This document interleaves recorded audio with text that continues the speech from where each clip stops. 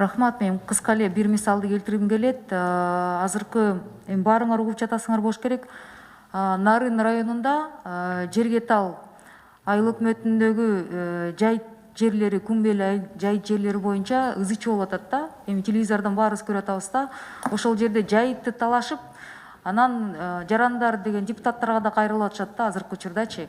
Ошо бир көйгөйдүн бири ошол Күмбелдин жериндеги, жайыттагы жерди ушундай алтын кен бар экен да.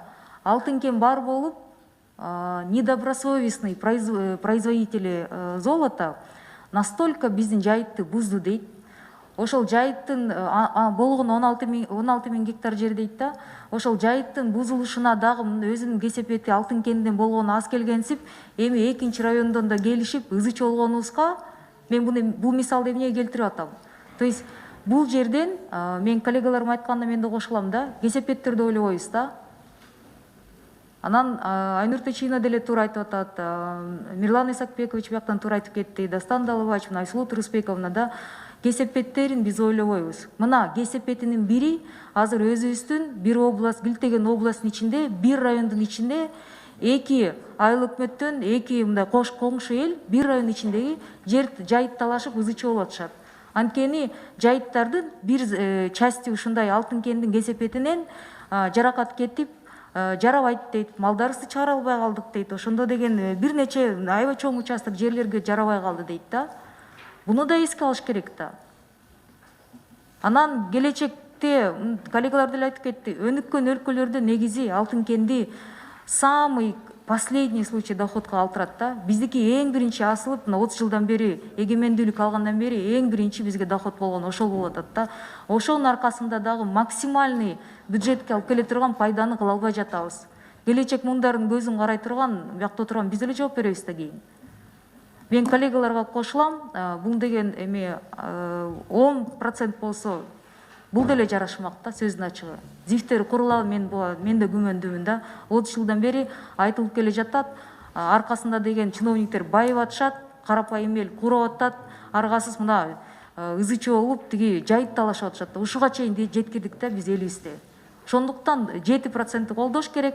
Коллегалар, мен ойлойм, ушунчалык чет өлкөдөн келген инвесторлорго болушкандай, азыркы кризистен куураган өзүбүздүн ишкерлерге болушсак, мен ойлойм, элдин баары батасын да бермек, туура да түшүнбөк да. Ушундай спорлор комитеттерде ички өзүбүздүн ата мекендик ишкерлерге болуша тургандай, мындай ушундай аргументированный спор болсо, ушинтип коргосоңуздар, мен ойлойм, абдан мындай бизди сыртта жүргөн эл да мынчалык мындай критикаламак эмес да.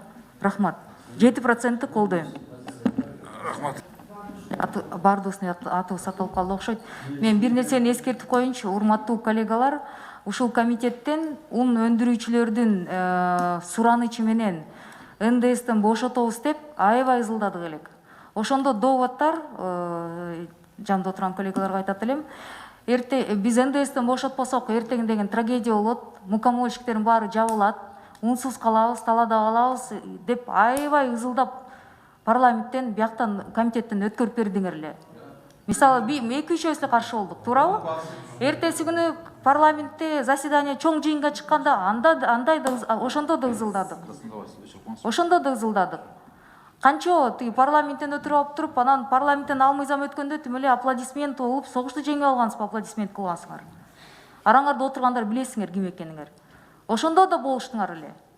Эгер НДСтен бошотпосок, тим эле трагедия болуп кетет, жабылып калат, бүт өндүрүүчүлөр чыгып кетет, кайка качаарын билбей араң отургансыз. Азыр деле ошентип коркутпагыла да.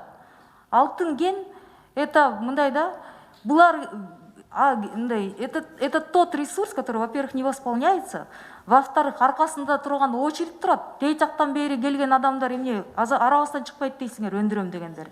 Толтура чыгат. Ошондуктан коркутпаңыздар, анан деген тиги Минэкономго, беркилерге өкмөт келип макул болуп атса, анан ортодо деген коронавирус эмес, кризис ызы чуу болуп атабыз. Эртең бирсини кандай болот бюджетте, баарыбыз карап атабыз. А здесь есть реальная возможность пополнить. И есть возможность за счет, без большого ущерба для них. Давайте правде в глаза смотреть.